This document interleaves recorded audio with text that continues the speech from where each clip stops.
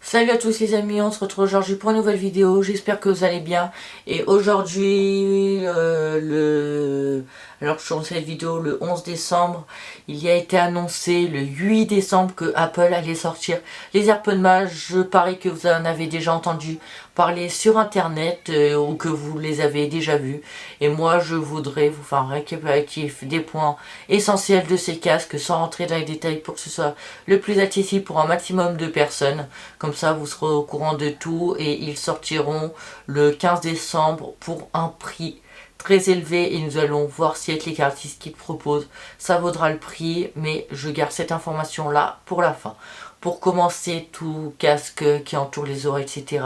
se doit d'avoir une réduction de bruit active, donc il l'a bien sûr, il a aussi le mode transparence et le mode sans assistance, sans rien, comme son petit frère, les AirPods.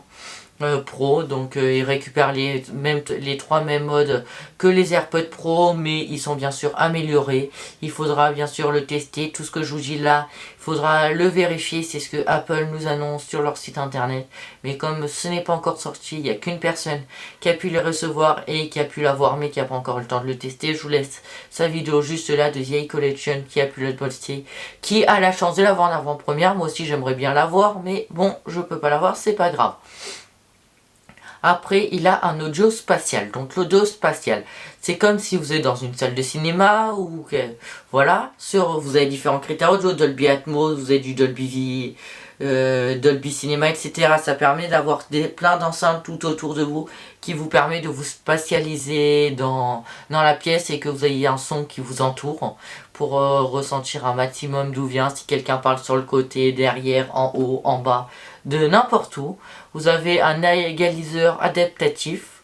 On va pas rentrer dans les détails, je suis pas du tout le pro là-dedans. Et de toute façon, je vous ai dit, je faisais au plus simple possible.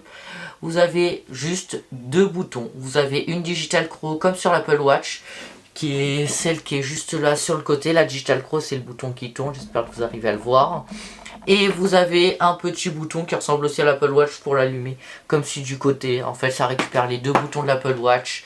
Il est aussi équipé de deux puces H1, une de chaque côté pour bien tout connecter, pour avoir un maximum de puissance. Ce que beaucoup de monde aurait bien aimé qu'il y ait dessus, c'est une prise jack. Mais connaissant Apple, ils n'ont pas mis de prise jack, il est que compatible AirPlay. Donc, si vous n'avez pas d'iPhone, laissez tomber. d'iPhone, d'iPad, d'iPod, de Mac, hein. Tout ce qui est dans l'univers d'Apple ou d'Apple TV. À part si c'est possible d'envoyer le son en Lightning, mais je n'y crois pas du tout, c'est pas dans leur genre. Vous avez une autonomie de 20 heures, donc ce qui vous laisse bien de la marge. Il faudra bien tester en conditions réelles si ça fonctionne, ou avec la réduction de bruit active, ou le mode transparent. Si on les a, si j'ai la chance de l'avoir, je vous ferai un test et je vous ferai parvenir de mes retours. Et bien si je l'ai pas, vous irez voir chez mes confrères youtubeurs qui l'auront et qui vous feront un test en détail, je pense. Après, donc vous avez des transcodeurs de haute qualité et fiables. Donc les transcodeurs, c'est ce qui vous permet de gérer les aigus, les graves, les médiums. C'est le haut-parleur de l'enceinte. Donc s'ils sont de haute qualité, ça devrait promettre un beau son et bien équilibré. J'espère aussi bien que sur le HomePod. Je parle bien sûr du HomePod et pas du HomePod mini, du plus haut de gamme. Et vaut-il 629 €, le prix auquel ils l'ont vendu? Oui, 3 fois le prix d'un Bose QC35 ou d'un Beat Solo 3. Attends, ils sont à 200. Oui, ils sont à 200, ils sont pas à 300. C'est très cher, hein.